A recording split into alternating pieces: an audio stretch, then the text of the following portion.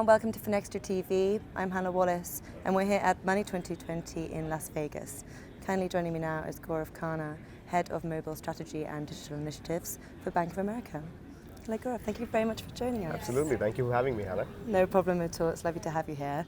Now, as your role at Bank of America, can you tell us what are your objectives at Money 2020 this year? Yeah, so Money 2020 has been a great institution for a few years. For the bank, we are looking at two major things.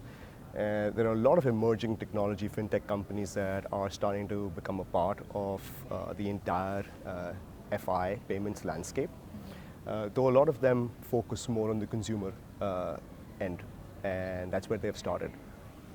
Us focused on the commercial side with business banking and our commercial clients, we're very keen to identify how some of that tech is starting to evolve and come on the business side and its application, right? So really discovery is one major aspect. And the second one is clients. We have a lot of clients that come to Money 2020 that we serve, that a lot of these other institutions serve as well. And it gives us an opportunity to talk about our joint needs and ensure what we can do to help service them for them. And talk about tech and discovery, Yeah. and there's been fantastic innovations and really interesting projects that's been happening this year. Yeah. Could you highlight for us some of your sort of top three, as it were?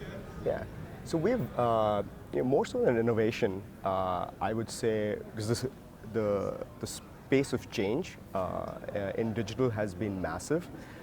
It started off on the retail side of the house, but I think what's been really fascinating for us in 2019 is to see the emergence or the willingness of the commercial bankers, the treasurers and the financial officers to embrace those changes that started really on the retail side.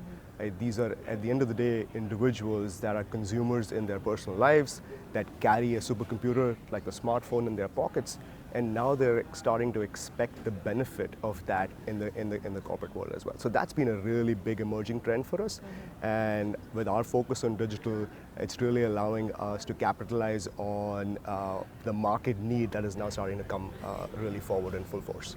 All right, and I know you're doing some interesting things around artificial intelligence as well, so could you tell us a bit about that, please? Yeah, so when you look at artificial intelligence at the bank, and I'll speak for the commercial bank because there are a lot of initiatives going on in artificial intelligence, we break it down into three major areas. The first one is the front of the house.